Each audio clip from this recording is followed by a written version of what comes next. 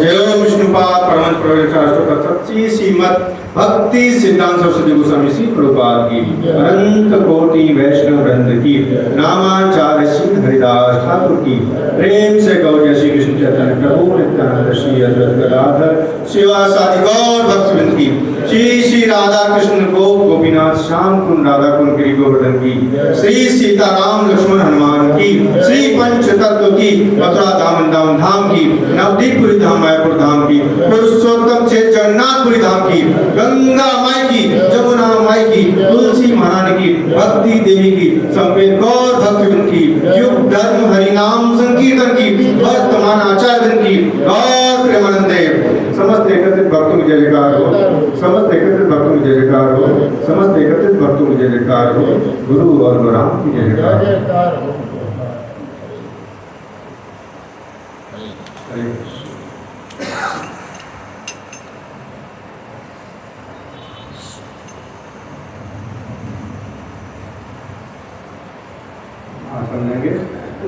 भगवद गीता के दूसरे अध्याय का 42, 43 और 44 श्लोक।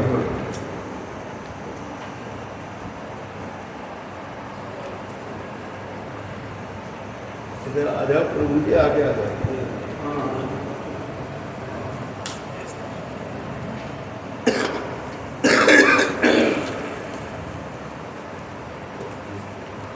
यामिमां पुष्पितां वाचं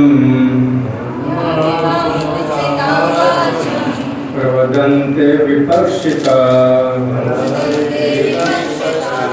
वेदवादरतापाद नान्यदस्तीति वादिना कामात्मानः स्वर्गपरा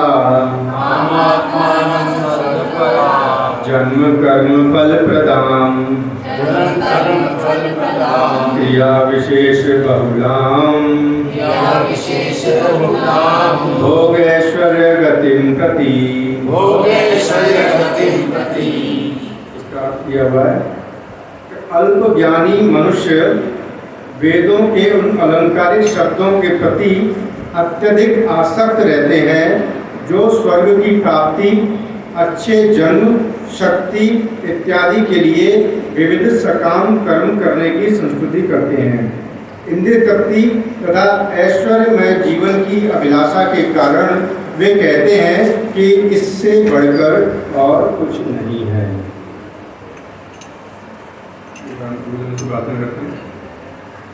ओम अज्ञानतिमिरान्धस्य ज्ञानाञ्जनशलाकया चक्षुरुन्मिलितं येन तस्मै श्रीगुरवे नमः।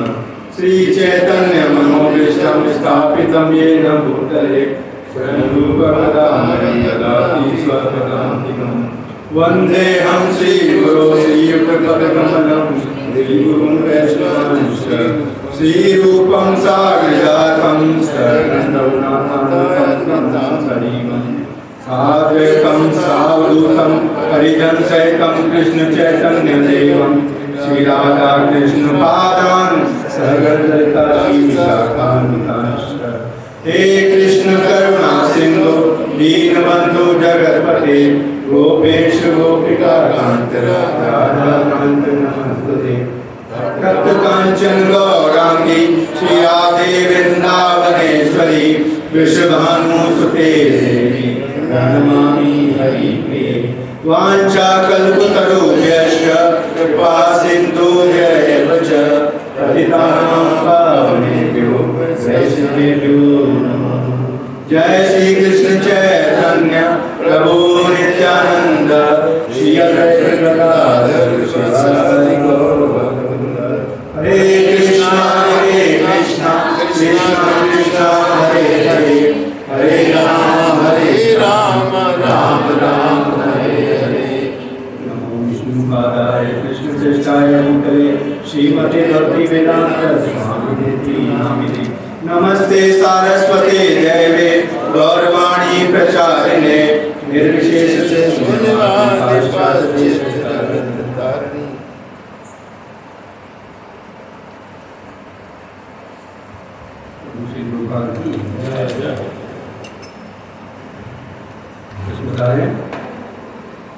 जो वेद है, वेदों में भी ऐसे चैप्टर आए हैं जहाँ पर ये बताया गया है कि आपको स्वर्ग की प्राप्ति कैसे होगी, आपको सुख कैसे मिलेगा, आपका जीवन ऐश्वर्य कैसे बनेगा, आपकी इच्छाओं की पूर्ति, इंद्रियों के विषयों की पूर्ति कैसे अच्छे से होगी। इसमें जो है वेदों में ऐसे चैप्टर आए हुए हैं जिन्हें कर्म कांड के नाम से जानते हैं। तो कुछ लोग क्या करते हैं कि वेदों को पढ़ते हैं और पढ़ने के साथ ऐसी चीजों को पकड़ते हैं जहाँ ये लिखा हुआ है कि देखो ऐसा कर्म करो तो ये ऐसा फल मिल जाएगा, ऐसा कर्म करो तो तुम्हें ये स्वर्ग की प्राप्ति होगी, ये करोगे तो संतान की प्राप्ति होगी, ये करोगे तो नौकरी लग जाएगी, ये करोगे तो आपको अच्छा व्यवसाय चलने लगेगा। तो ये जो वर्डिंग है वो वास्तव में वेदों में वर्णित है, तो ये अलग से नहीं है। ऐसा नहीं है कि कोई जो पंडित करा रहे हैं वो मन ग्रहण करा रहे हैं। यहाँ तक कि जैसे कि हम पढ़ते हैं, सुनते हैं वो कौन सी कथा चलती है, सत्यनारायण की कथा। सत्यनारायण की कथा हमारे उत्तर भारत में बहुत प्रचलित है, जिसमें हमने सुना हो तो वही कलावती लीलावती वो कहानी है उसमें। और उसमें ये बताया जाता है कि आपने भगवान का ये काम किया तो उसके सारे कष्ट मिट जाएंगे, नहीं किया भूल गया तो ये नुकसान हो गया उसका, फिर किया तो फिर हो गया। तो वास्तव में ये जो कथा है ये भी मनगढ़ंत नहीं, ये भी वर्णित है, शायद ऋग्वेद की एक कथा है। मुझे किसी चक्र में बताया जाए किस चक्र से मैं दूसरा तो भूल गया अभी। तो ज्यादातर लोगों ने क्या कर रखा है, उसको पकड़ रखा है, तो वही कथा करानी है और वैसे ही भगवान की मनोवृत्ति बनानी है कि भगवान के प्रति ये करेंगे तो भगवान हमारा ये भला कर देंगे, ये नहीं करेंगे तो नुकसान हो जाएगा, इसलिए करो ही करो। तो 1.25 रुपये के प्रसाद से लेकर 125 रुपये तक के प्रसाद हम लाते आए हैं, बूंदियाँ खूब हमने बांटी हैं, पंजीरें खूब बांटी हैं, और हमने चाहा भगवान से यही है कि हमारा क्या हो जाए, कुछ जीवन उन्नत हो जाए, थोड़ा सा बेहतर हो जाए, जितना अब है उससे थोड़ा सा बेहतर हो जाए, ज़्यादा नहीं चाहिए। अगर मेरी लाख रुपये की सैलरी है तो 1.25 लाख हो जाए, और 50 लाख अगर साल के टर्नओवर है तो 55 हो जाए, 60 हो जाए। और अगर मेरी आमदनी जो है महीने की 10,000 है तो कोई बात नहीं, 12,000 तो हो जाएगा कम से कम। घर में ये सामान नहीं है वो सामान नहीं, ये आ जाए। यही एक्चुअली वास्तव में हमारी चेतना का विषय है।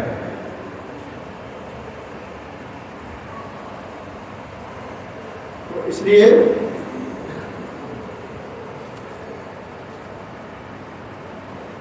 यहाँ तक कि ये प्रभुपाद जो तात्पर्य बता रहे हैं, अनेक स्वर्ग लोक में पहुंचने के लिए भी अनेक यज्ञों की संतुष्टि है, जिसमें ज्योतिष टोम यज्ञ प्रमुख है। मतलब स्वर्ग में जाना है आपको तो वो भी सुविधा दे रखी है, आप ऐसा करोगे तो स्वर्ग में चले जाओगे, ये वाला यज्ञ कर लो स्वर्ग में चले जाओगे। तो वास्तव में इन सब चीजों की हमें पता कैसे चलता है?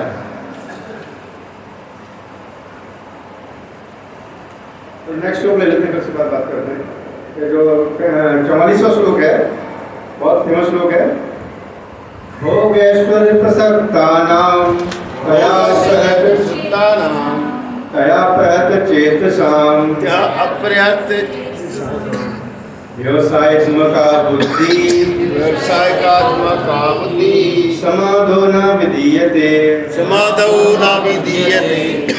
जो लोग इंद्रिय भोग तथा भौतिक ऐश्वर्य के प्रति अत्यधिक आसक्त होने से ऐसी वस्तुओं से मोहग्रस्त हो जाते हैं, उनके मनों में भगवान के प्रति भक्ति का दृढ़ निश्चय नहीं होता।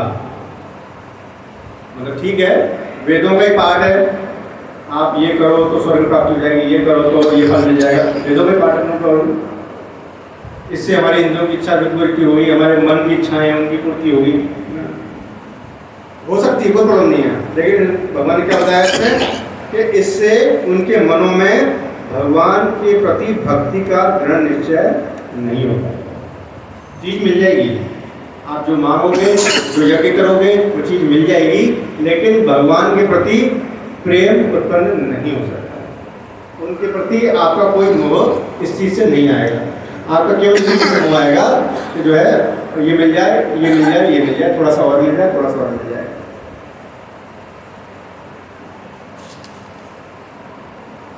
लेकिन जैसे कि हमने सुना कि भाई ये सत्यनारायण की कथा आई है, वेदों में से आई है, कि हम करते क्या, सुनते ही है ना, कथा सुनते हैं। और कथा सुन के क्या करते हैं, किसी ने पढ़े तो नहीं ना, वेद पढ़े किसी ने नहीं पढ़ते, सिर्फ सुना है। यज्ञों के बारे में सुनते हैं, वेदों के बारे में सुनते हैं, कथाओं के बारे में सुनते हैं, और सुनने से ही जो क्या होता है, हमारा मनोवृत्ति चेंज हो जाती है।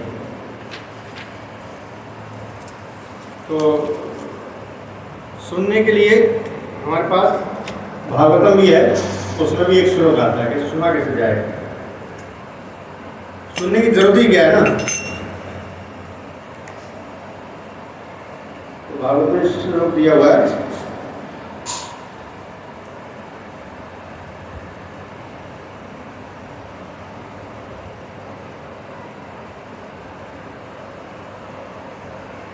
श्रृणतां स्वकथा कृष्ण पुण्य श्रवण कीर्तन हृदयन्तस्थोय भद्राणि विदुनोति सुहृदसताम्।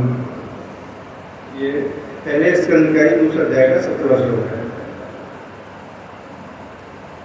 प्रत्येक हृदय में परमात्मा स्वरूप स्थित तथा सत्यनिष्ठ भक्तों के हितकारी भगवान श्री कृष्ण उस भक्त के हृदय से भौतिक भोग की इच्छा को हटाते हैं, जिसने उनकी कथाओं को सुनने में रुचि उत्पन्न कर ली है, क्योंकि ये कथाएं ठीक से सुनने तथा कहने पर अत्यंत पुण्यप्रद हैं।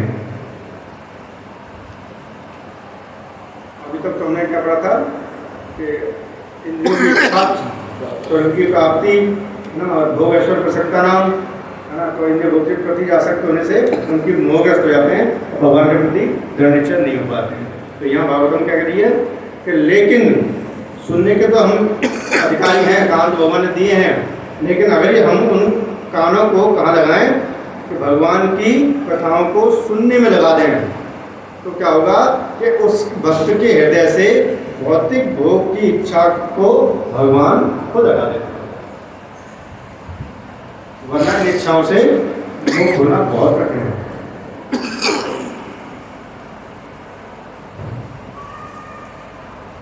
तो वास्तव में श्रवण की आवश्यकता ही क्या है ना।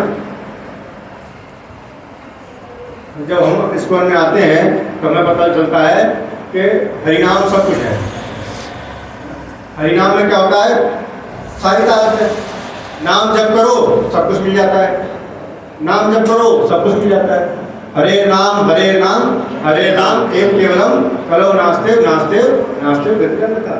भगवान के नाम में सब कुछ है, तो जप करना चाहिए। कथा में क्यों आना है, माला करो भाई। हम 2 घंटे यहाँ कथा में दे रहे हैं, 2 घंटे माला करो, हो सकता है ना। फिर कथा में आने की आवश्यकता ही क्या है। तो वास्तव में क्या है कि हरि नाम में तो सब कुछ है, लेकिन जैसे कि मंदिर है, मंदिर भी बनाए जाते हैं, तो मंदिर में जब आप किसी को इनवाइट करते हो तो किस लिए करते हैं कि देखो तो हमारा मंदिर कितना सुंदर है, इसलिए करते हैं। क्या देखो क्या डिजाइन है उसकी, इसलिए करते हैं, है ना। ये देखो कितने सुंदर डीडीज है हमारे, कितना अच्छा प्रसाद है हमारा, है ना, इसलिए भी नहीं करते। मंदिर का जो मुख्य उद्देश्य है वो है कथा का श्रवण, डेली भागवतम कथा करना, भगवद गीता कथा करना, कुल मिला के भक्तों को श्रवण कराना। क्योंकि वास्तव में क्या होता है, हम लोगों की क्या है, आई का अटैक नहीं है, हमें भौतिकता का अटैक है। हमारी आंखें तो हैं, लेकिन उस भौतिकता का अटैक है, हमें भौतिक चीजें दिखाई देती हैं। अगर हम मंदिर भी जाएंगे तो वास्तव में हमारी बुद्धि क्या कहेगी इस मंदिर में ये लगा हुआ है, ये वाला पत्थर लगा हुआ है, और ये यहाँ से आया हुआ है, ये लकड़ियाँ, ये दीवार, ये जो दरवाजे इसके लगे हुए हैं, और ये जो डीडीज बने हुए हैं इस वाले पत्थर के, काले रंग के पत्थर है, गोरा रंग का, इतना देख पाएंगे हम भगवान को उसमें दर्शन एक्चुअली नहीं कर पाएंगे। तो भक्ति से एक बार भक्ति सिद्धांत सरस्वती महाराज की कथा हमने पहले भी कई बार की है। तो उसमें क्या था, जब वृंदावन आए थे अपने भक्तों के साथ में, तो कथा करने लगे, दर्शन बंद हैं और भक्ति सिद्धांत सरस्वती महाराज कथा कर रहे हैं, कथा करे ही जा रहे हैं, करे ही जा रहे हैं, करे ही जा रहे हैं। वो तो बहुत कथा करते थे। तो करते करते क्या हुआ, दर्शन जब खुल गए तो उनके जो भक्त थे उन्होंने सोचा कि तो महाराज तो कथा करे जा रहे हैं और छुट्टी नहीं दे रहे, बिल्कुल भी ब्रेक नहीं दे रहे, कह भी नहीं रहे कि चलो दर्शन करा रहा हूँ, तो हम ही परमिशन ले लेते हैं। तो उन्होंने बीच में कथा बीच में टोक दिया कि महाराज हम दर्शन कराएं। उन्होंने कहा जो जाना चाहता है वो जा सकता है, जो कथा में बैठना चाहता है कथा में बैठ सकता है। तो लगभग सारे भक्त चले गए थे, सिर्फ 8 भक्त बचे थे।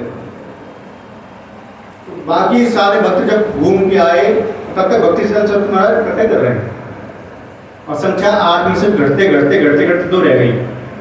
उन 2 में एक प्रभुपाद थे। और जब वो घूम घाम के आए तब तक लगभग 8 घंटे की कथा हो चुकी थी। और जब वापस आए तब भक्ति सिद्धांत सरस्वती महाराज पूछते हैं, कर आए आंखों की एक्सरसाइज? एक्सरसाइज आंखों की? हम तो वृंदावन में आए हैं, भगवान के दर्शन करने गए, किसी ऐसी भौतिक चीजों के दर्शन करने थोड़ी गए हैं, और आप कह रहे हैं एक्सरसाइज आंखों में?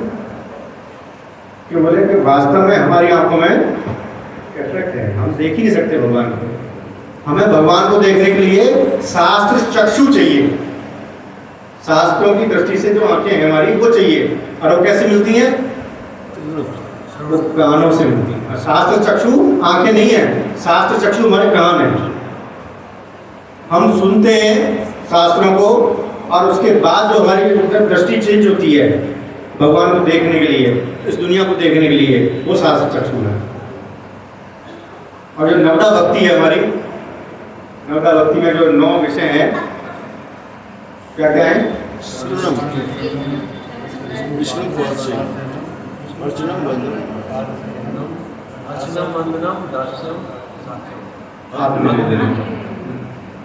श्रवणम, कीर्तन, विष्णु वचनम, पाद सेवनम, दासन, साख्यम, आत्मनिवेदन। तो कुल मिला के ये 9 जो भक्ति की विधा है, इसमें सबसे पहला क्या है? श्रवण। सुनना सबसे ज्यादा इम्पोर्टेंट। और जो गुरु कृपा मिलती है वो भी ऐसे मिलती है, सुनने से मिलती है। एक बार प्रभुपाद के पास एक व्यक्ति आया, नहीं महाराज जी हमारे साथ, महाराज जी बताया, ट्रेन में आया था कि महाराज जी मुझे कृपा दे दो, महाराज जी मुझे कृपा दे दो। अब लेक्चर खत्म हो चुका था जब तक, तो बैठे हुए थे, महाराज जी मुझे कृपा दे दो। वो सोच रहा था कि मेरे पास हाथ रख देंगे तो मेरा बिजनेस थोड़ा सा ठीक चल जाएगा। अब महाराज जी थोड़ी देर तो सुनते रहे, फिर उसके बोलते हैं मेरी कृपा तो फिनिश हो गई, खत्म हो गई, 1 घंटे पहले खत्म कर दी मैंने। अच्छा, प्रभुपाद के पास भी कोई आया था, उन्होंने कहा कि नहीं, मेरी जो कृपा है ना वो तो मेरे मुँह में है। तो साधु की कृपा क्या है? उसके मुँह में होती है, वचन में होती है, श्रवण में होती है। हम सुनेंगे तो जो है हमें उसका लाभ मिलेगा। और धन्य है ऐसा जीवन जिसमें हरि कथा सुनते सुनते शरीर जर्जर हो रहा है। आप कहेंगे ये कैसी बात है? तो शरीर जर्जर हो रहा है तो उसमें धन्य की क्या बात है? बड़ा तो हम तो बूढ़े हो रहे हैं, शरीर जर्जर हो रहा है, हमारा नष्ट हो रहा है, और इसमें धन्य क्या है? इसमें धन्य ये है कि शरीर तो जर्जर होगा ही होगा, ये तो रुकने वाला नहीं। कुछ भी करेंगे शरीर तो जर्जर हो रहा है टाइम के साथ। लेकिन अगर हरि कथा सुनते सुनते हो रहा है तो कम से कम ये गारंटी है कि ये शरीर दोबारा नहीं मिलेगा। इस बार तो जाएगा, दोबारा नहीं मिलेगा, दोबारा इसमें परेशानी नहीं भोगनी पड़ेगी। और भागवत में क्या आता है कि सूर्य का उदय होना और अस्त होना आयु को घटाता है। आज सूरज उदय हुआ और अस्त हो गया तो क्या हुआ? 1 दिन कम हो गया। अगर हम बावन भी अपने बर्थडे सेलिब्रेशन कर रहे हैं 52, तो बहुत हर्ष का विषय नहीं है। तो अरे भैया तुम्हारी अगर उम्र 70 साल लिखी थी तो 52 साल खत्म हो गए उसमें से, ये चिंता का विषय है कि अब तक हमने जीवन में क्या कमाया, कुछ सुना या नहीं सुना। लेकिन जो भक्त हरि कथा के श्रवण में लगा रहता है उसे सूर्य भी नमस्कार करता है, क्योंकि सूर्य जानता है कि इसकी आयु अभी तो क्षीण हो रही है लेकिन इसका दोबारा जन्म नहीं होगा। सूर्य भी क्या है? सूर्य भी भक्त है। विवस्वान भगवत गीता का पहला संदेश सूर्य को दिया गया है, विवस्वान को दिया गया है। तो इस तरह से सूर्य उस भक्त का स्वागत करता है। और भगवत गीता में भी क्या आया है? 10वें अध्याय के 9वां श्लोक है, मत चिता मतगत प्राणा बोधयंत परस्परम कथयंतस्य मां भक्त्या तुष्यन्ति च रमन्ति च। यानी कि जो मेरे भक्त हैं वो आपस में कथाओं को कहते हैं, सुनते हैं और इस तरह से आनंदित रहते हैं, तुष्ट रहते हैं, संतुष्ट रहते हैं, कुछ नहीं चाहिए उन्हें। तो ये कथा का हमारा श्रवण की आवश्यकता है। अगर हम श्रवण करेंगे हम संतुष्ट रहेंगे। अगर प्रहलाद महाराज की आती है, जब प्रहलाद महाराज के सामने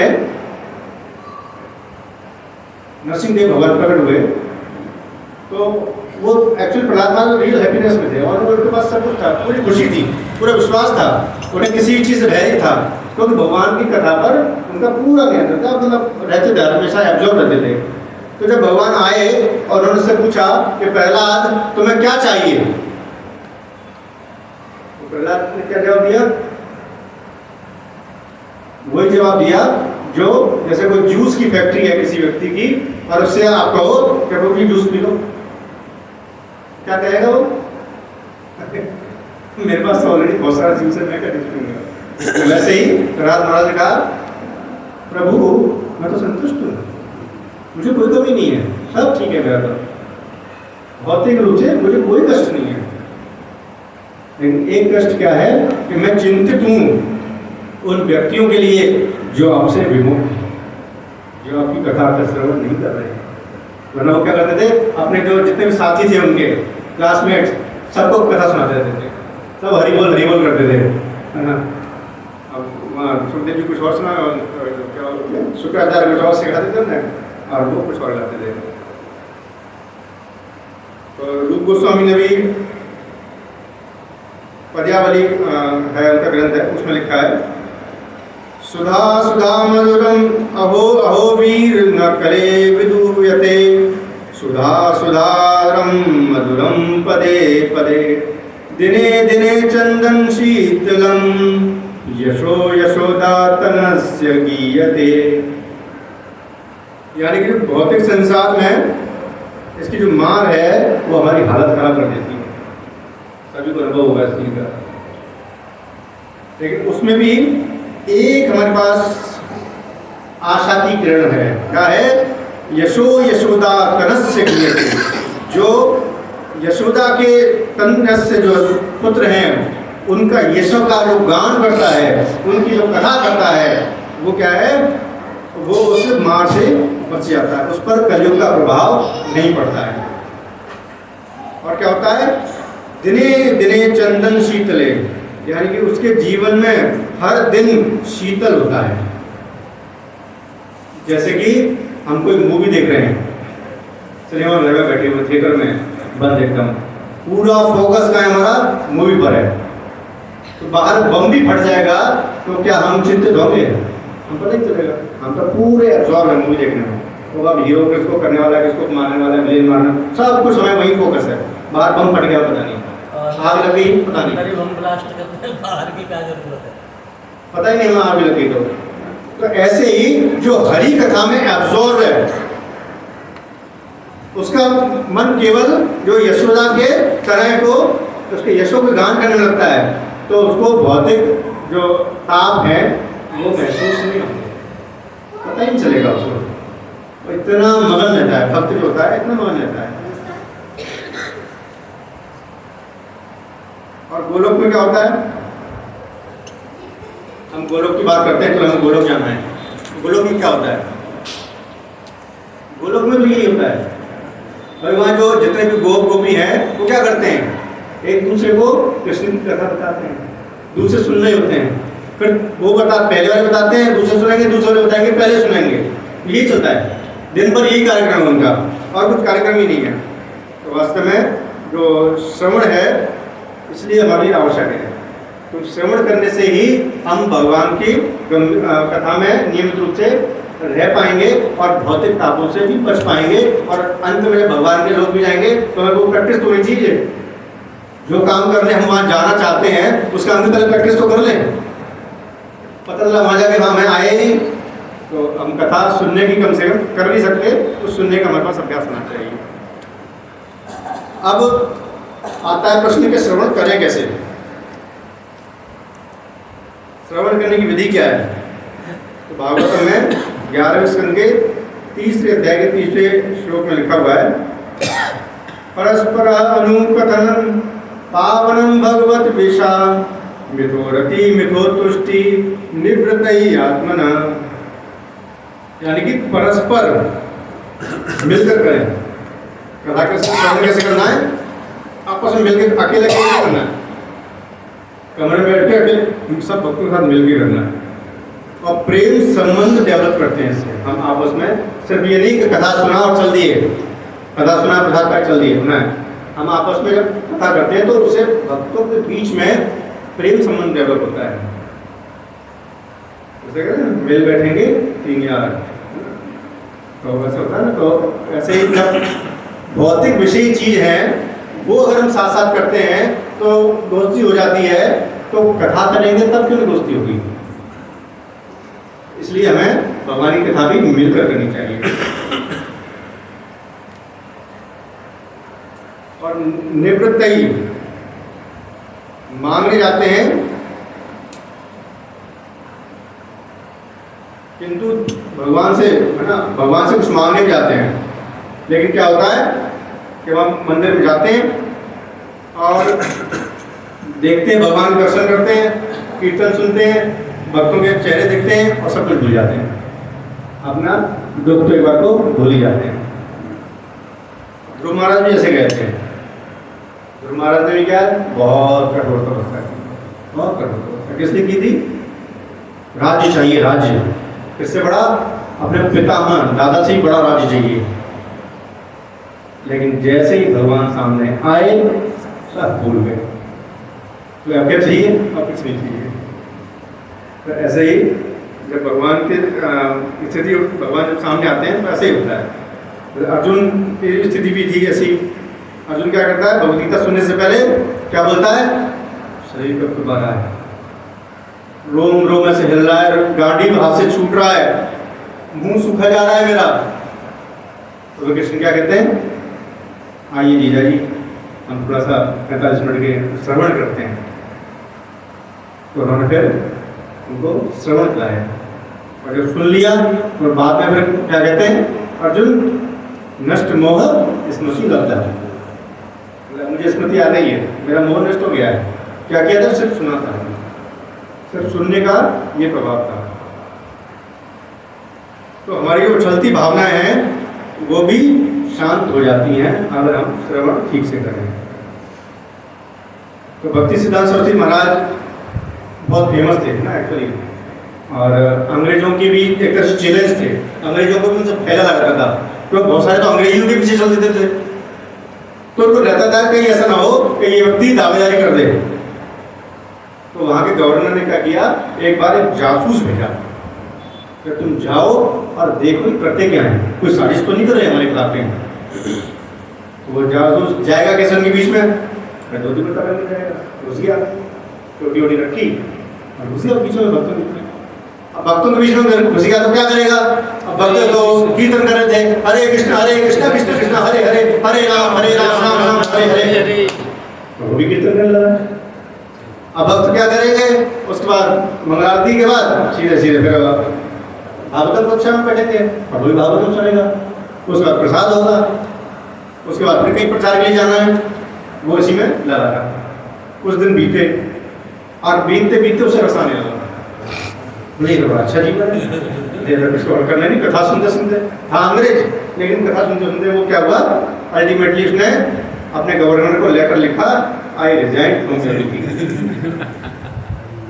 और भक्ति सिद्धांत सरस्वती महाराज का पूर्णकालिक शिष्य बन गया। तो ये वास्तव में क्या है, श्रवण हमारा क्या होता है, ऐसा नहीं कि श्रवण कुछ भाषण है ना, मैं यहाँ बैठा हूँ, मैं अच्छे अच्छे लच्छेदार शब्दों का प्रयोग करूंगा और आपका मन मोलूंगा, इतने अच्छा डायलॉग दूंगा जो आप सब एकदम मोहित हो जाएंगे, कहोगे वाह वाह वाह, क्या क्या मतलब क्या आपने लेक्चर सुना, बहुत अच्छा लेक्चर था। तो ये श्रवण ये विषय नहीं है। श्रवण एक्चुअली चेतना का विषय है। जो चेतना है वो ट्रांसफर होती है। तो इसलिए जो श्रवण है वो हमारी लोअर कॉन्शियस को हायर कॉन्शियस में ले जाता है। गोपियां भी गोपी गीत में कहती हैं, ये 10वें स्कंद में आता है,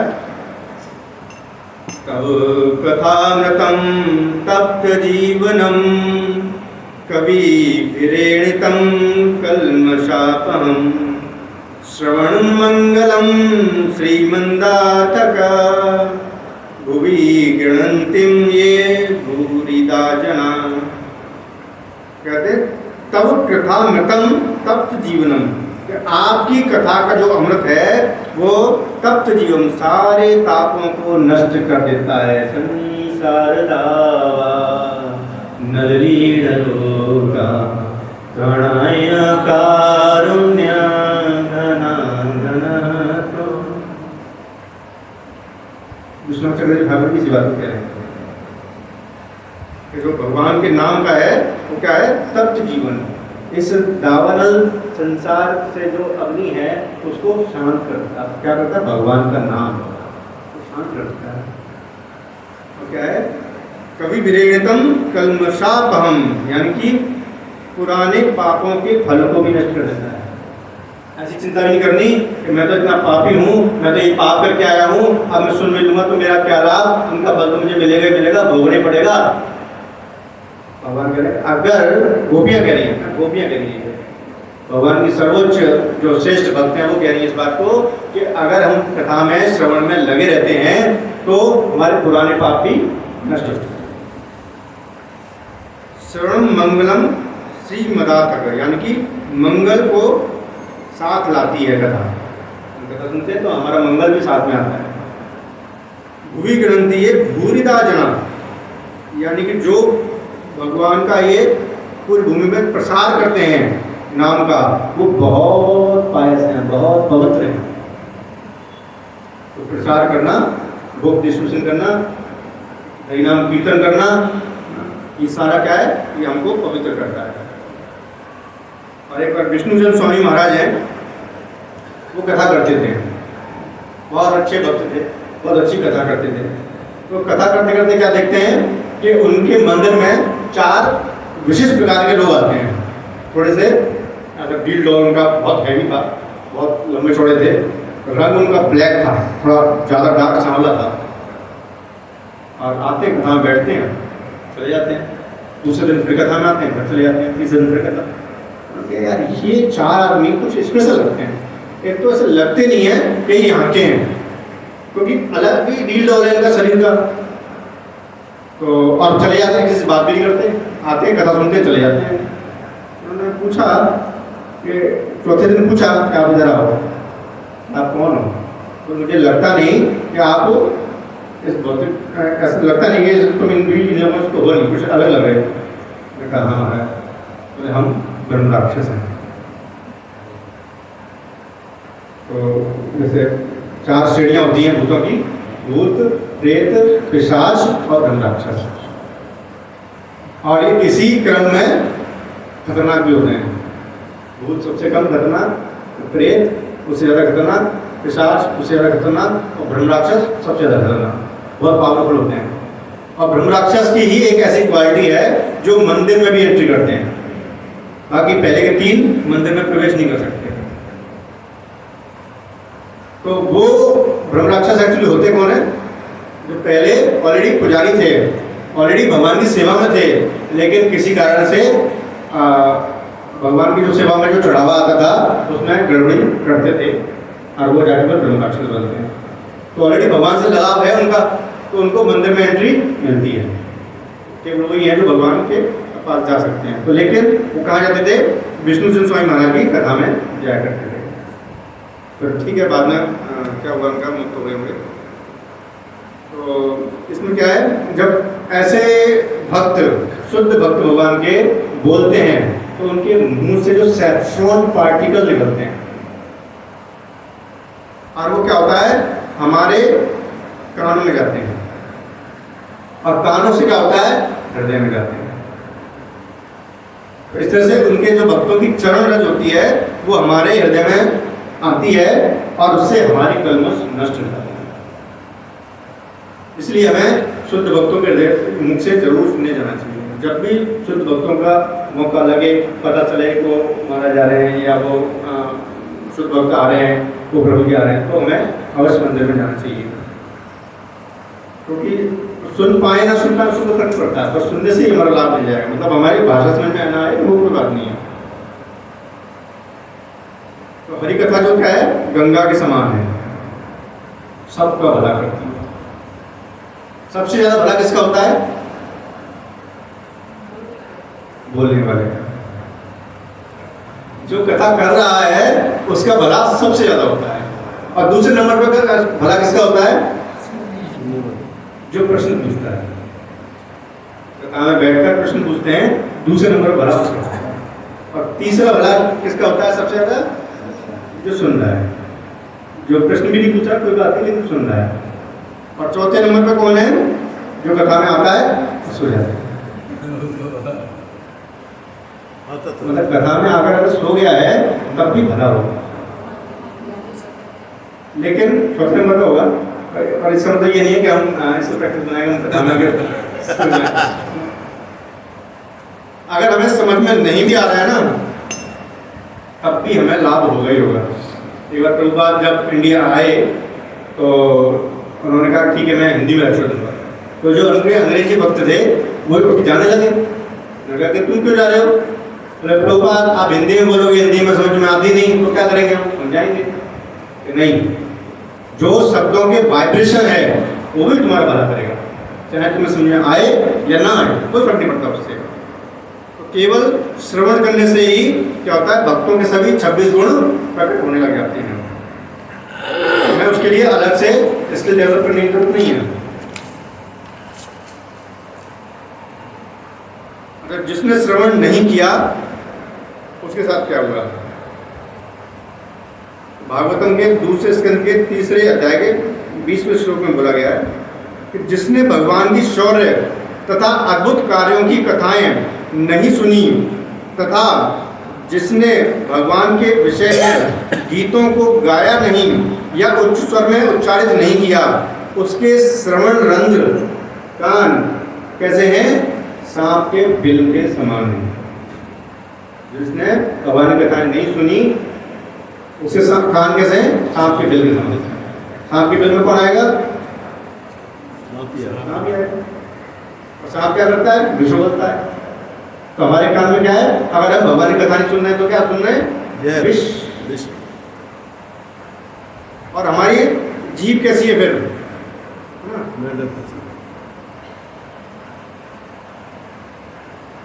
हाँ, मेढक के समान। अगर हम भगवान की कथा को उच्चारण नहीं करते हैं तो हमारी जीभ मेढक के समान है। मेढक कैसे करता है? कर कर कर। और उसकी आवाज सुन के क्या करता है?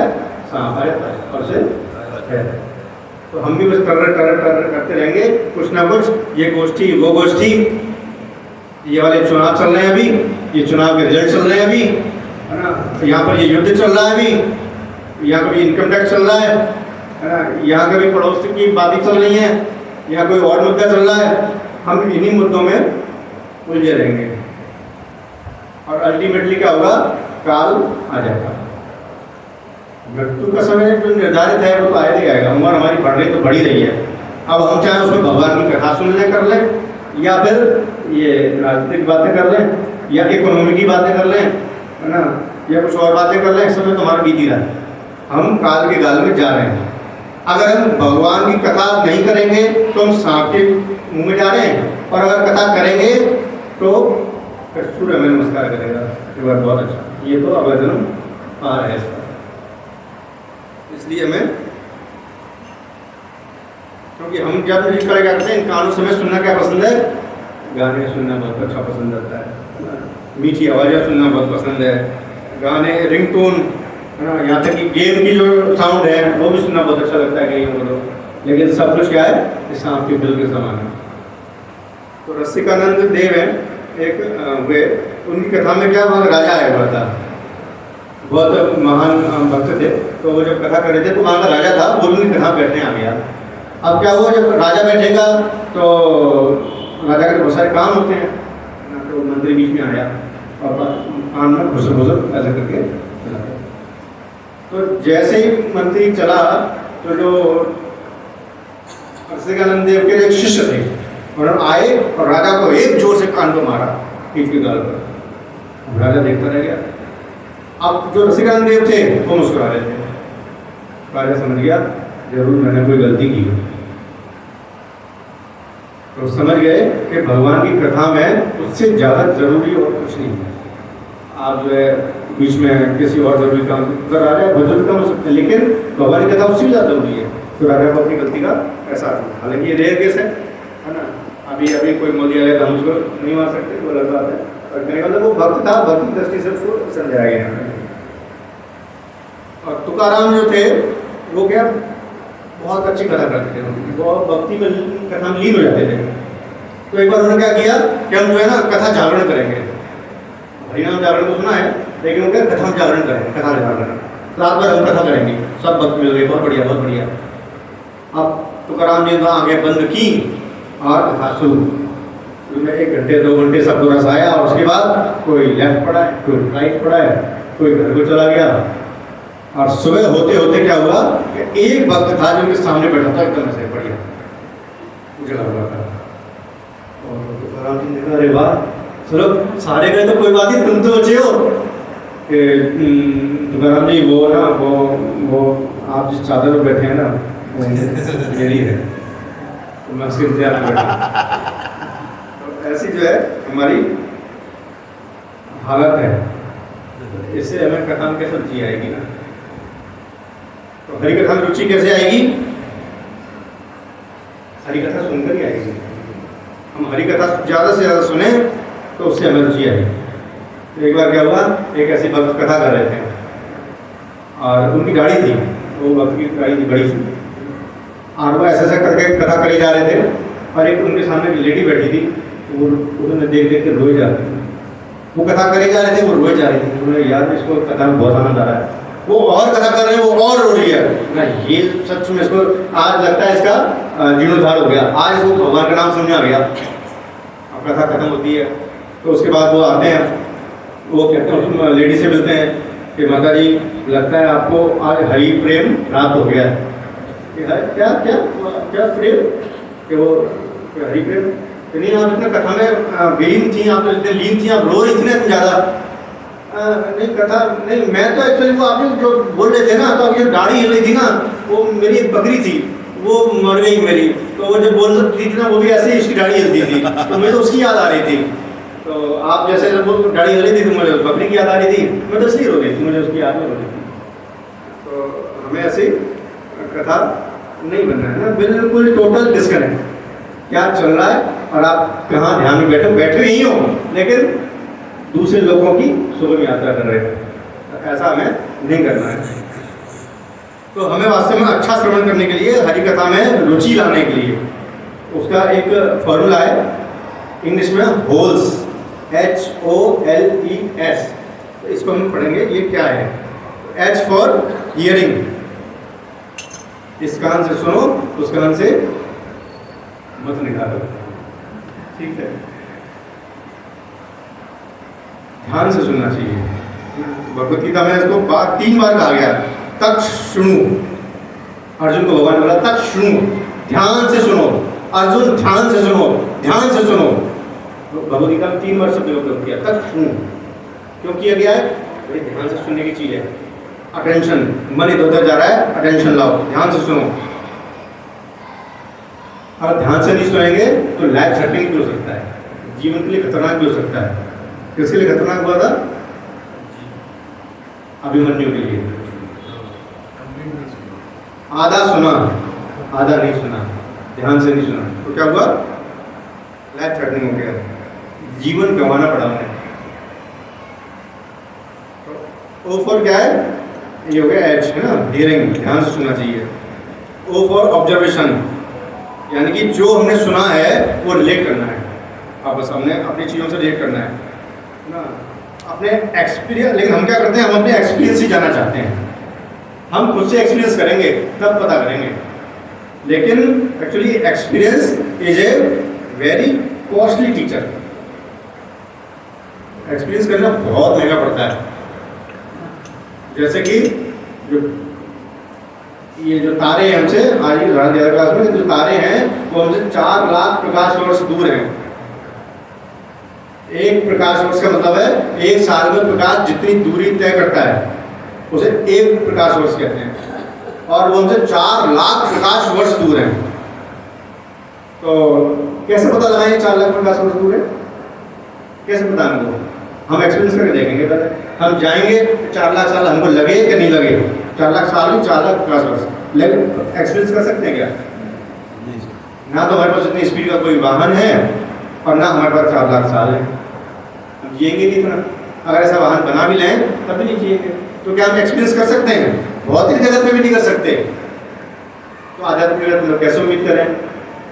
तो इसलिए क्या है, एक्सपीरियंस से सारी चीज़ें नहीं आएंगी, हमें सरलता से बस शास्त्र जो बताते हैं उसे ग्रहण कर लेना चाहिए। तो हम समझेंगे कि उसे हमें शास्त्र जो था हमारा आईना होता है, तो दिखाते हैं हमें कि दुखालयम अशाश्वतम, और जन्म मृत्यु जरा व्याधि दुख दोषा अनुवर्तनम, ये सारी चीज़ें हमें क्या पड़ता है, शास्त्र से पता चलता है कि जन्म मृत्यु जरा व्याधि ये दुख है हमारे ना, और इसमें दुखालय शाश्वत है, सब कुछ नष्ट हो जाएगा। अब इसको क्या हम एक्सपीरियंस करके देखेंगे? तो एक्सपीरियंस नहीं करना है, अपना ऑब्जर्व करना है, अपनी लाइफ से रिलेट करना है। तो हमें ये नहीं सोचना कि नहीं नहीं हम तो होंगे कामयाब, आज तक हुआ नहीं है कोई, और फिर भी हम उम्मीद रहती है कि हमें होंगे कामयाब, कामयाबी आएगी और हमारा दरवाजा खटखटाएगी और हमसे पूछेगी कहाँ हूँ, आपके चरणों में आ जाऊँ क्या? ऐसे कामयाबी कभी नहीं आएगी। तो एल फॉर लर्निंग। अब जो हमने सुना है उससे क्या करेंगे, डिटेल में जाएंगे, उसकी गहराई में जाएंगे। जो भी सुना है वो गहराई से, उसे सूक्ष्म बातों को समझना है। ऐसा नहीं है कि 2 घंटे काटना है भी। अब आ गए क्लास में, वो बोलते रहेंगे हम सुनते रहेंगे, वो बोलते रहेंगे हम सुनते रहेंगे, वो बोलते रहेंगे हम सो जाएंगे, वो बोलते रहेंगे हम सो जाएंगे, फिर लास्ट में बोलेंगे हरि बोल हरि बोल, अरे श्री प्रभुपाद की जय, वहाँ के साथ करें। तो ये जो है वास्तव में सुनने का सही तरीका नहीं है। हमें डिटेल में जाना चाहिए, जो कुछ सुना है उसकी डिटेल में जाना चाहिए, कोशिश करनी चाहिए। और ई फॉर एक्सपेरिमेंट, अपने जीवन में हमें एक्सपेरिमेंट करना चाहिए। जो कुछ हमने सुना उसको अपने अप्लाई करना है, जीवन में एक्सपेरिमेंट करके देखना है कि हाँ ये हम कैसे कर पाएंगे। और फेल हो जाए तो क्या करना है, फिर ट्राई करो, फिर ट्राई करना है। फेल हो जाए फिर ट्राई करो, कोई दिक्कत नहीं, फिर दोबारा हियरिंग, ऑब्जर्वेशन, लर्निंग, एक्सपीरियंस। तो क्योंकि ऐसा नहीं होता है कि जो कथा हो रही है वो मेरे इस पड़ोसी के लिए, इस पड़ोसी के लिए, मेरे लिए नहीं है। जो कुछ सुनाया जा रहा है वो मेरे बगल में बैठे लोगों के लिए, मेरे लिए नहीं है। ऐसा तो नहीं होता, सबके लिए होती है, नहीं मेरे लिए ही होती है।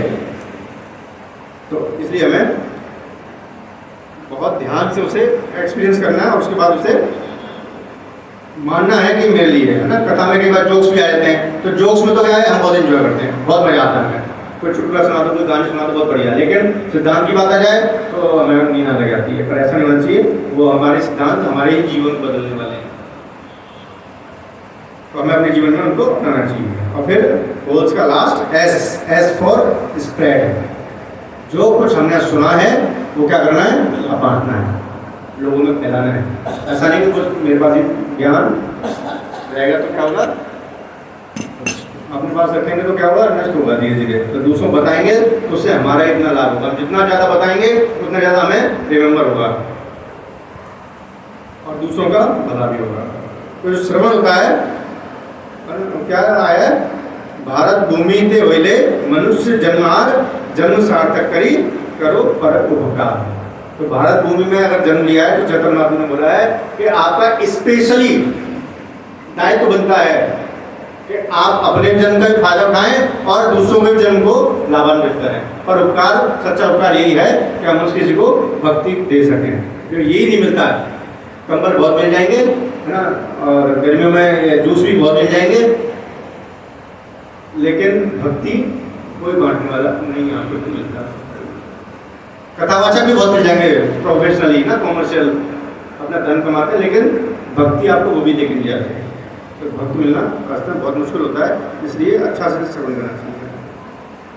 तो श्रवण की क्या 3 स्टेज हैं, ये बृहद अन्यक उपनिषद में आती हैं। श्रवण पहला क्या है, श्रवण यानी कि अटेंटिव श्रवण, अटेंटिव हियरिंग जो है, ध्यान से सुनना, वो श्रवण की पहली स्टेज है। और दूसरा क्या है, मननम। अब वापस से जो सुना है उसको क्या करना है, मनन करना है ना, क्या सुना था, क्या सुना था, क्या सुना था, है ना। ये नहीं है कि हम तो समय में एनालिसिस, मननम को इंग्लिश में कहेंगे एनालिसिस ना। तो ये नहीं कि कुछ समय व्यतीत करना था, हम आए हैं, 2 घंटे बीत गए, काम खत्म हुआ और कोई इंटरेस्ट हमारा नहीं है। तो अगर हम एनालिसिस करेंगे तो वास्तव में हमें क्वेश्चन हमारे दिमाग में आएंगे, और क्वेश्चन आएंगे तो क्वेश्चन के कुछ इंस्ट्रक्शन भी मिलेंगे, इंस्ट्रक्शन मिलेंगे तो हम उससे फिर रिलेट करेंगे। और तीसरा है निधि ध्यासनम। निधि ध्यासनम का मतलब है प्रैक्टिकल एप्लीकेशन। अब जो कुछ सुना, पहले हम चिंतन किया, एनालिसिस कर लिया, अब हमें प्रैक्टिकल करना लाइफ में। तो प्रैक्टिकल 2 तरह के हैं, पर्सनल एप्लीकेशन और प्रीचिंग एप्लीकेशन। अपनी लाइफ में भी हमें ढालना है और उसका प्रचारण भी करना है। और पूर्ण लाभ के लिए श्रवण का पूरा लाभ का मिलता है जब हम तीनों स्टेजों का पालन करेंगे, तो श्रवण कंप्लीट होता है। तो श्रवण जो शब्द है वो वास्तव में संस्कृत के च्यवन शब्द से बना है। च्यवन का अर्थ है चबाना। तो जैसे हम 32 बार चबाते हैं, खाने को अच्छे से चबाते हैं, तब क्या होता है, लाभप्रद होता है। हमने 10 बादाम खाए और बस दिया और खच खच खच चबा रहे, तो हमें उसका लाभ इतना नहीं मिलेगा जितना अगर हम एक बादाम को भी सिलवट के बच्चे से घिस घिस के खा लें, तो शायद वो एक बादाम ज़्यादा लाभ कर जाएगा बजाय 10 बादाम के। तो वैसे ही जितना हमने सुना है उसको अच्छे से मनन करना है, पचाना है और अपने जीवन में एनालिसिस करके उसे अप्लाई करना है, तब जाके वो हमारा श्रवण कंप्लीट होता है। अब हम श्रोता कितने प्रकार के होते हैं, तो मैं थोड़ा सा 5 मिनट पूरा करता हूँ। श्रोता हमारे 8 प्रकार के होते हैं। 4 सुपीरियर टाइप के श्रोता हैं और 4 इन्फीरियर टाइप के, मतलब 4 श्रेष्ठ श्रोता हैं और 4 थोड़े निम्न प्रकार के श्रोता हैं, उनका वर्णन करते हैं।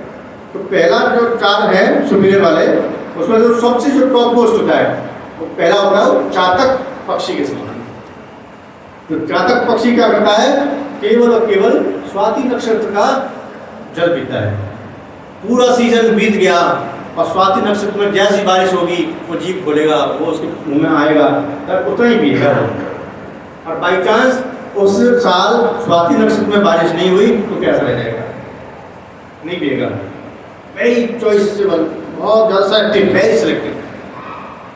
तो वैसे ही जो उत्तम श्रेणी के जो भक्त होते हैं वो क्या करते हैं, केवल हरि कथा सुनते हैं और दूसरा कुछ नहीं सुनते। कुछ नहीं मिला है तो नहीं सुनेंगे, जब भी सुनेंगे हरि कथा ही सुनेंगे, वेरी सिलेक्टिव। और दूसरे प्रकार के भक्त होते हैं हंस के समान। हंस क्या करता है, दूध का दूध, पानी का पानी, उसमें दूध ले लेता है, पानी को छोड़ देता है। वैसे ही जैसे कि कई भक्त होते हैं, आप ऑफिस जाएंगे तो वहाँ हरि कथा नहीं करेंगे, आइए जी हम बैठते हैं कृष्ण कथा करेंगे, मरीजों को बिठा लो, है ना, हमारे साथ जाएंगे मरीजों को बिठा लो, हरि कथा सुनाओ, हरि कथा से ठीक करेंगे, ऐसा नहीं होगा।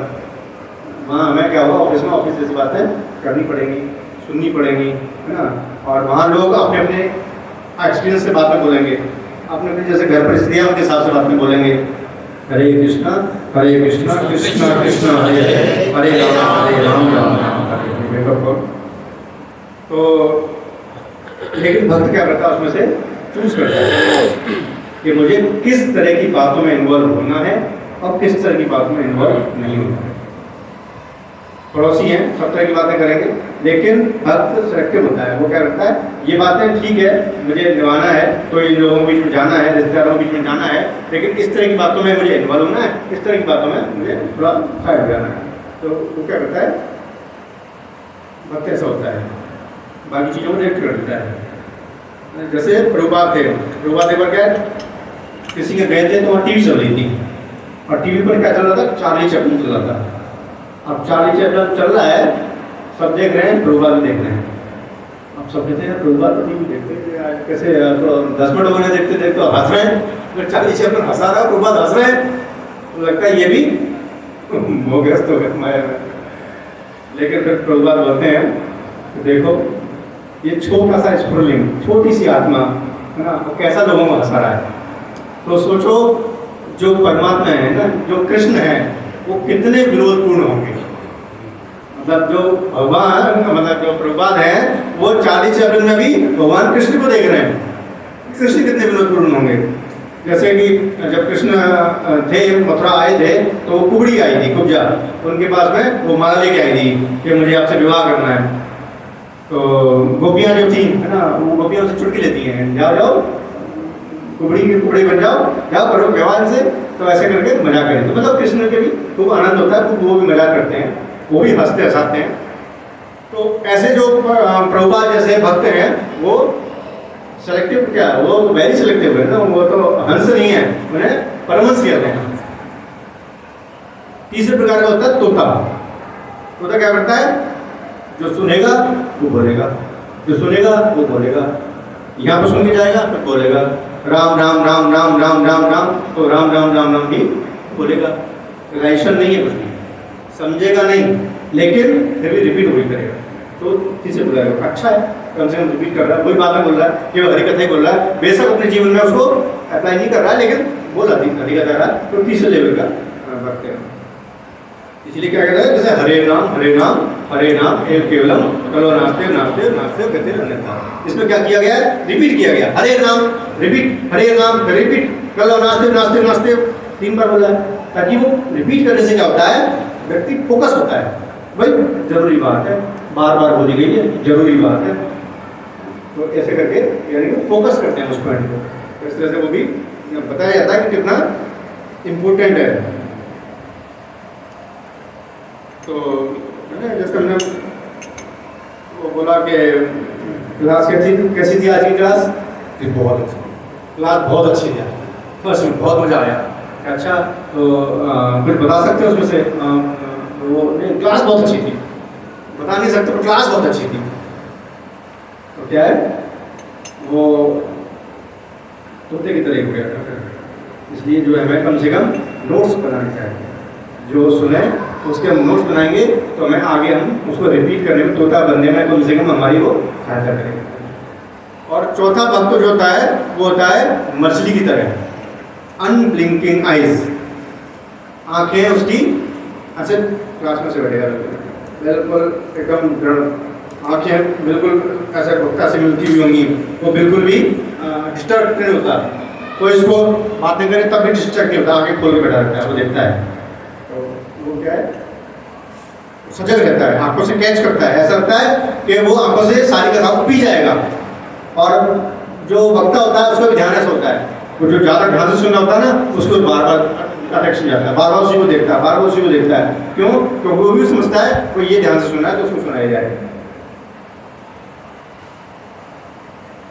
तो लेकिन हमारे क्या है, हमारी कथा में सोने की बहुत आदत है। हमारे भारत में क्या सिस्टम है, किसी को नींद की बीमारी हो, कहते नींद नहीं आती हो, उसे कथा में ले आते हैं, यहाँ तो कम से कम इसका बोल भी जाएगा। हाँ तो क्या है, लेकिन प्रभुपाद की क्लास में भी एक वक्त ऐसा सो रहा था, लेकिन प्रभुपाद ने कहा कि if you want to sleep then sleep for 12 hours but not sleep in class. आपको नींद चाहिए पूरी करते तो दोबारा कोई दिक्कत नहीं है, लेकिन कथा में कम से कम नहीं सुनना चाहिए। शिव पार्वती को जब सुना रहे थे, क्या सुना रहे थे, भागवतम सुना रहे थे, अमृत कथा सुना रहे थे, है ना। तो क्या हुआ था, तीसरे सेकंड के बाद पार्वती सो गई। तो क्या हुआ, लाभ मिला उनको? नहीं मिला। सारा लाभ कौन ले गए? सुखदेव गोस्वामी ले गए। उन्होंने सुना, उन्होंने वो सजग थे। तो हमें वेरी अटेंटिव ईयर होना चाहिए। अब हम बात करेंगे 4 इंफीरियर टाइप के जो भक्त हैं, श्रोता हैं, भक्त नहीं श्रोता। तो पहला क्या है, श्यार की तरह, जो केवल शोर करते हैं, ऐसे श्यार शोर करता है। तो श्रोता भी क्या करते हैं, केवल शोर करते हैं। जैसे कि बार बार खड़े हो जाएंगे, जी मुझे कुछ पूछना है, कि पहले इसको बता दो, पहले इसको तो ऐसे कर दो, तो बार बार खड़े हो जाएंगे। तो जैसे प्रभात क्लास में भी आता था कि प्रभात मेरे सवाल का जवाब दो, प्रभात बोलेंगे, बताएंगे सवाल का जवाब, पहले क्लास में नहीं मेरे सवाल का जवाब दो, बार बार बार बार तो ऐसे नहीं मानेगा। एक वक्त से कभी सेब लेके आओ, सेब काटा और उसको पास बुलाया, सेब दिया, वो सेब खाया। अब एक एक करके फांक देते, वो चबाता रहा तो प्रभात कथा करते रहे, वो फिर एक खत्म हो जाती, फिर एक उसको मुँह में डाल दे, मुँह में सेब रहेगा तो मुँह में रहेगा। इस तरह से होता, इस तरह से नहीं बनना है। तो एक बार एक ऐसे भक्त खड़ा हो गया, प्रभुपाद क्या आपने भगवान को देखा है? बैठ जाओ, कथा नहीं प्रभुपाद क्या आपने कथा भगवान को देखा है, भगवान कृष्ण को देखा है? कि भाई मैं भगवान कृष्ण को देख ही रहा हूँ पर तुम बीच में आ गए हो, तुम बैठ जाओ। तो इस तरह से हमें ऐसे जो श्रोता है वो श्यार की तरह है, बीच में खड़े होते हैं। और दूसरा आते हैं भुरुंड पक्षी की तरह। भुरुंड पक्षी क्या रहता है, हिमालय में रहता है, और वो क्या करता है, सिर्फ बातों को बोलता रहता है, खुद पे अप्लाई नहीं करता है। तो ऐसे भक्त क्या करते हैं, सुन लेंगे और दूसरों को ज्ञान देंगे, लेकिन खुद पर अप्लाई नहीं करेंगे, खुद को फॉलो नहीं करेंगे। तो नॉन प्रैक्टिसिंग एडवोकेट होते हैं वो। तीसरा भक्त होते हैं बैल की तरह, श्रोता, सॉरी भक्त नहीं, श्रोता की बात चली है। तो तीसरे श्रोता है बैल की तरह। बैल क्या होता है, बिल्कुल एकदम पुलिस इनडिस्क्रिमिनेटर, मतलब भेदभाव नहीं करता किसी में, और चाहे कोल्हू में जोत दो चाहे खेत में जोत दो तो बेचारा चल पड़ता है। तो ऐसे ही जो मूर्ख श्रोता होता है वो क्या करता है, चाहे यहाँ किसी अच्छी गाड़ी वाले के पास सुन लो, चाहे अच्छे कपड़े वाले के पास सुन लो, चाहे वृंदावन कथा हो वहाँ सुन लो, किसी और के पास सुन लो, वहाँ सुन लो, वहाँ सुन लो, ऐसे घूमता रहता है। तो कैसे मूर्ख श्रोता कहा गया, तो वो उसको कुछ भी ग्रहण नहीं हो पाता, वो भटकता रहता है, अपने सब्जेक्ट से भटक जाता है। और चौथा श्रोता क्या होता है, ऊँट की तरह। ऊँट को मीठे मीठे आम खिलाओगे तो नहीं खाएगा, उसे कांटे खिलाओगे तो खा लेगा, नीम खिलाओगे खा लेगा। तो ऐसे श्रोता क्या करते हैं, आपने बताओ पैसे कमाने के 1000 तरीके यूट्यूब पे चला दो, फटाक से सुनेंगे। पैसे खर्च करने के 1000 तरीके फटाक से सुन लेंगे। पैसे बचाने के 1000 फटाक से, है ना। या फिर यूट्यूब पे कोई गाली देने वाले लोग हैं, सुन लेंगे उनसे। भूत प्रेत की चर्चा करो यूट्यूब पे, सुन लेंगे ना। सांप की वैरायटी के बारे में चिंता करो, चर्चा करो, बहुत बढ़िया सुने। भगवान कथा की चर्चा करो, नहीं सुन लेंगे। तो ऐसे जो श्रोता है वो मूर्ति करें। तो वास्तव में क्वालिटी ऑफ हियर होना चाहिए, इम्पोर्टेंट चीज़ है कि सुनने वाले की क्वालिटी क्या होनी चाहिए। एक तो वक्ता के आने से पहले श्रोता को आ जाना चाहिए। टाइम थोड़ा सा ज़्यादा लग रहा है लेकिन क्योंकि इम्पोर्टेंट पॉइंट है इसलिए थोड़ा सा मैं जल्दी कवर कर लेता हूँ। तो श्रोता आए, वक्ता आए उससे पहले ही श्रोता को आ जाना चाहिए, क्योंकि जो श्रुति का मार्ग है वो ऊपर से नीचे की ओर जाता है, तभी हम उससे कनेक्शन फील कर पाते हैं ना। वरना क्या होगा, बीच में आएंगे तो हम फोकस ही नहीं हो पाएंगे, पता नहीं चलेगा कहाँ कथा चल रही, कहाँ चल रहा, उसको कनेक्ट करते करते आधी कथा और निकल जाएगी। और दूसरा क्या है, वक्ता को प्रणाम करना चाहिए। जो वक्ता है उसको प्रणाम करें।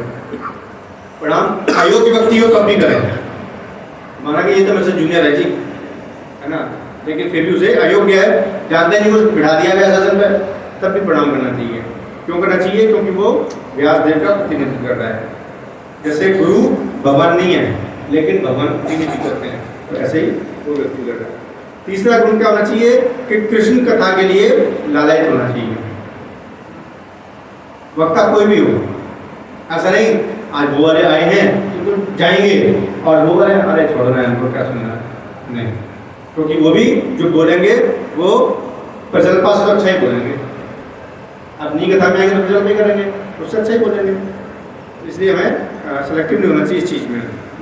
हम वैसे बात बहुत कर लेंगे कि जी उसकी शादी है, उसकी शादी में क्या क्या हुआ जी, उसकी भैंस के बच्चा हुआ था, वहाँ जाना था जी, है ना, उसके डॉगी का बर्थडे है आज, वो सब चीज़ों के लिए हम लड़ाई कर लेंगे, कृष्ण कथा के लिए हम लड़ाई नहीं है। चौथा क्या है कि विनीत भाव में बैठना चाहिए श्रोता को, नम्र होकर ऐसे हाथ जोड़कर ऐसे बैठना चाहिए, हाँ, अकड़ के नहीं बैठना चाहिए, हाथ बांध के नहीं बैठना चाहिए, है ना, और ऐसे ही बैठना चाहिए कि हमारे बैठने से हम दूसरों को डिस्टर्ब होते हैं। पैर फैला के नहीं बैठने चाहिए, सामने पैर फैला के बैठना चाहिए। पर इसमें भी मतलब नियमाग्रह को समझना है, ये नियमाग्रह है ना, लेकिन इसमें भी समझना है कि अगर किसी के पैर में चोट है तो अब नियम हमने सिद्धांत चुन लिया कि जी पैर फैला के नहीं बैठना चाहिए, है ना, इसलिए क्या होगा, अब मैं पैर कैसे फैलाना पड़ेगा मुझे, तो मैं कथा में कट जाता ही नहीं हूँ। सिद्धांत ये नहीं है। सिद्धांत ये है कि आप पैर फैला के आपके चोट है तो आपके पास कोई ऑप्शन नहीं बचा ना, आपको पैर करना पड़ेगा ना, लेकिन आप अगर सही हो तो कम से कम ऐसा ना करें। तो लेकिन कथा में जरूर आए। और पांचवा है कि भगवान पर पूर्ण विश्वास होना चाहिए। कथा में बैठ रहे हैं तो भगवान विश्वास होना चाहिए। अगर हमारा भगवान पर विश्वास नहीं है तो क्या करना चाहिए, तो फिर तो जो 6 डे सेमिनार होता है ना, अच्छे लोगों के साथ बुरा कौन होता है, क्यों होता है ना, भगवान कौन है, जो ऐसे सेमिनार अटेंड करनी चाहिए। फिर जब हमारा भगवान विश्वास हो जाए तब कथा में बैठना चाहिए। अगर कथा में बैठे हैं और भगवान विश्वास है ही नहीं तो क्या होगा, खराब हो जाएगा, तो लाभ नहीं मिलेगा। जैसे हमारी क्या फाउंडेशन हिली हुई है, 33 करोड़ में देवी देवता है, किसको पूजाएं किसको क्या जानते नहीं हम ना, तो हमें इंटेलिजेंस का यूज करना चाहिए। और छठा है कि जो सुना है उसका एनालिसिस करना चाहिए। और सातवां है कि वक्ता को भगवान का निजी व्यक्ति है उस रूप में देखना चाहिए,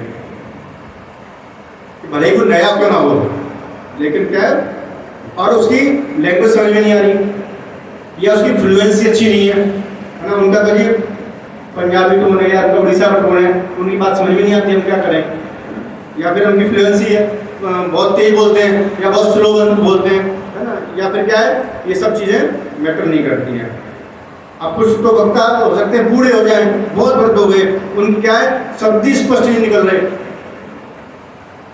तो क्या होना, आवाज़ कम हो गई उनकी, तो ये सब चीज़ें मैटर नहीं करती, क्योंकि उन्होंने अपने जीवन भर जो कृष्णा कॉन्शियसनेस कमाई है, जो कृष्ण की चेतना कमाई है, जब वो बोलते हैं तो वो उसको ट्रांसफर करते हैं। तो जो सैफ्रॉन पार्टिकल उनके मुंह से निकल के हमारे कानों में और कानों से हृदय में जाते हैं। इसलिए भले ही हमें उनकी बात समझ में नहीं आ रही हो तब भी बैठना चाहिए। लेकिन हाँ, फिलॉसफी से जो अगर हमें डेविड करता है, जैसे कोई कहे कि 4 नियम है लेकिन 4 में से मैं कहता हूँ कि 3 पालन कर लो, 14 छोड़ दो, छोड़ सकते हैं, ऐसे अगर कोई बात करता है तो फिर हम ऐसे वक्ता को हम गलती मान सकते हैं।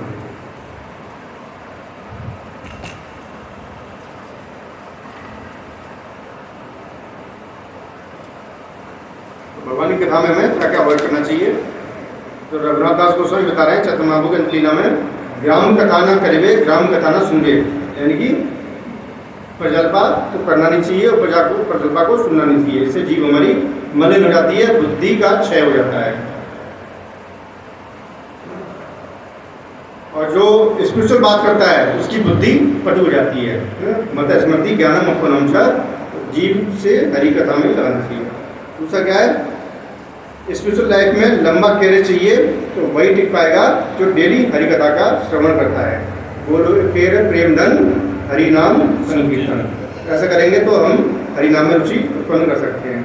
और बाई चांस अच्छा क्या भक्त को नहीं सुननी चाहिए ना, तो भक्त को भी एक्चुअली सुनना चाहिए, डेली हरि कथा का मौका मिलता है। क्योंकि क्या होता है, जो हमारे वीक पॉइंट है वो हमारी कथा में, आज की कथा में कोई वीक पॉइंट, अगली कथा में कोई वीक पॉइंट ऐसे कवर होता है। कभी हम तुलसी की महिमा सुन रहे हैं, कभी एकादशी की महिमा सुन रहे हैं ना, तो दोबारा से हमारा उत्साह आ जाता है। तो इस तरह से जो है और जो हमारा सुनना होना चाहिए वो हमें समझना चाहिए कि हम सुनकर भी भगवान की सेवा कर रहे हैं। और सोते हैं, जब हम सो रहे होते हैं तो सोते हुए व्यक्ति को जगाने के लिए कौन सी इंद्रिय काम आती है? अगर किसी को जगाना है, कोई सो रहा है, कौन सी इंद्रिय काम आती है? कान। किसी को बोलेंगे तो जग जाओ जग जाओ। जैसे मोहन बाबू बताते कि जो ब्रह्मचारी सो रहे होते तो वो छुप जाते थे, अरे बोल अरे बोल अरे बोल अरे बोल ऐसे करते हुए जाते थे, तो सारे लोग सुनते थे, फिर जग जाते थे।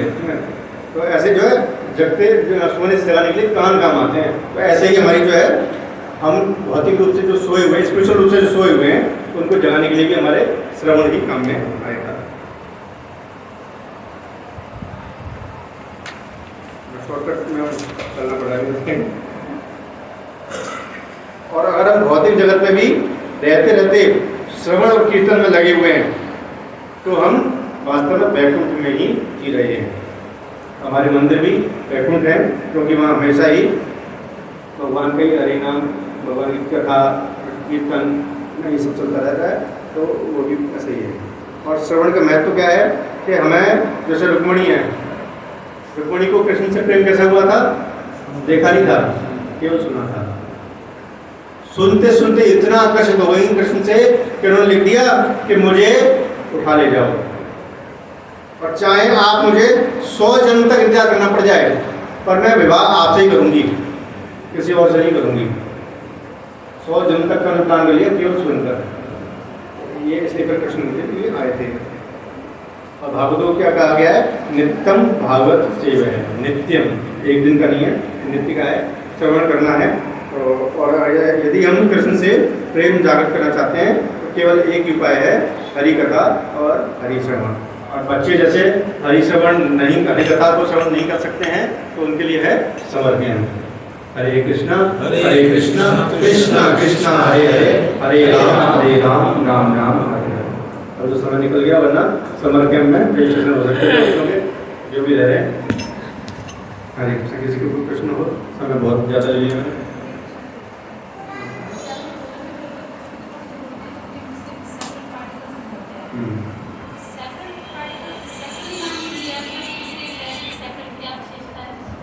भगवान को प्रिय है सैफरन कलर। भगवान जो पीत वस्त्र आता है ना, पीताम्बर, पीत वस्त्रधारी, तो वो जो येलो है ना, येलो कई तरह के येलो होते हैं, जैसे कि जो एक मस्टर्ड येलो है ना, और भी येलो होते हैं, एक सैफरन येलो होता है। तो वो जो सैफरन येलो पहनते हैं एक्चुअली भगवान।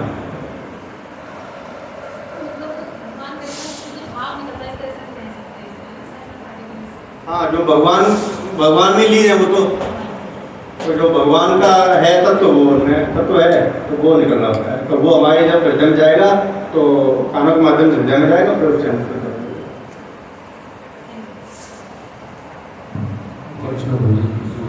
ये क्वेश्चन ये करना था कि जैसे बोला जाता है कि कोई भगवतम में अगर कोई भगवतम सुन रहा है तो उसके लाइफ से वो पार्ट है ना, वो मतलब वो निकल जाता है तरीके से, वो आपकी लाइफ पीरियड में काउंट नहीं होता।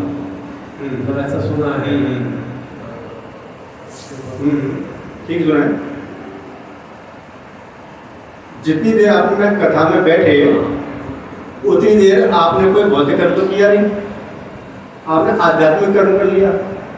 तो उतनी देर अगर आप कथा में नहीं बैठते तो क्या करते? उसे उस माया देवी का कार्य करते, है ना। तो वो आपका कर्म बंधन बंधना था, लेकिन इतनी देर कथा में बैठे उतनी देर कर्म बंधन से आप बच गए। तो जो आपका भगवान की सेवा में जो पार्ट गया वो वास्तव में इस जीवन के कर्म बंधन से मुक्ति का कारण बन गया। तो वो आपकी लाइफ का पार्ट एक्चुअली जो घटित होना था उससे बदल के ऐसा हो गया। तो आपकी लाइफ का पार्ट नहीं हुआ है, जैसे जो होना था, जो प्रकृति ने निश्चित किया था उससे अलग हो गया आपकी इच्छा की वजह से। ये सारा हमारी इच्छा की वजह से चलता है। हम चाहें हमारी इच्छा करें, हम नहीं आए क्लास में।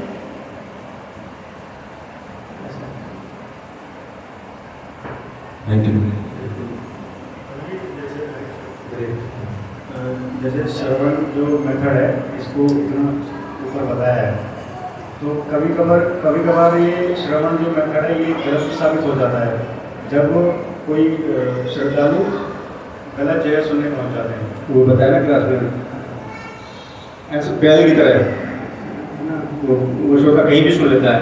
आज यहाँ सुन लिया, कल वहाँ सुन लिया, कल उससे सुन लिया, परसों उससे सुन लिया। तो ऐसे श्रोता की गिनती जो बैल की तरह की गई है ना, तो और वही मैंने पॉइंट बताए ना, अधूरा सुना, क्लास में सो गए ना, तो उससे क्या हुआ, तो जो अधूरा पाठ हाथ में आया ना, जो अभिमन्यु की तरह घातक हुआ, हमारे जीवन के लिए खत्म हो जाता है। तो ऐसा करके होता है ना, अगर हम पूरी बात नहीं सुन रहे हैं, ध्यान से नहीं सुन रहे हैं, इधर उधर भटक रहे हैं, तो ये सारी चीज़ें जो वीक श्रोता है, कमजोर श्रोता है, या क्लास में वक्ता बोलना चाह रहा है, आप जो बोलने नहीं दे रहे, बीच बीच में बोले जा रहे हैं, ये सारे कमजोर श्रोता के लक्षण है। तो फिर उनका मतलब नंबर कब आएगा अच्छा सुनने का? वो अगर पहले से ही पहुंचे हुए हैं। संशयात्मा विनश्यति, जिसको एक गुरु पर श्रद्धा नहीं है, तो ऐसे व्यक्ति का आध्यात्मिक रूप से विनाश हो जाता है। उसे फोकस होना पड़ेगा, उसे पहचानना पड़ेगा, ये मेहनत खुद ही करनी पड़ेगी। एक्चुअली जब हम अपने बच्चे के लिए स्कूल ढूंढते हैं तो सेलेक्टिव होते हैं ना, हम खुद मेहनत करते हैं, कौन सा अच्छा है, कौन सा अच्छा नहीं है, ये ठीक है, वो ठीक है, उसके जाते वहाँ जाते हैं। वैसे गाड़ी खरीदते हैं तो सेलेक्टिव होते हैं ना, कौन सी कंपनी खरीदूँ, उसका पता करो, उसका पता करो, उसका पता करो, गलत की खरीद जाए, सेलेक्टिव होते हैं ना। तो जब हम गुरु बनाने जाते हैं तब नहीं सेलेक्टिव, तब वो किसी से भी कैसे सुन सकते हैं। सेलेक्टिव ये हमारी खुद की मेहनत है, पहले हमें इस पर वर्क करना पड़ेगा, कहाँ सुनना है, ये अपनी खुद की समझ डेवलप करनी पड़ेगी, उसके बाद हमें सुनना है। और ऐसी वैसी जगह से सुनेंगे भाई, ऐसी जैसे जगह अनएवलेटेड स्कूल में आपने एडमिशन करा दिया, पता ही नहीं किया, तो क्या होगा उस बच्चे को, बड़ा दर्द होगा, ऐसे हमारा भी होगा।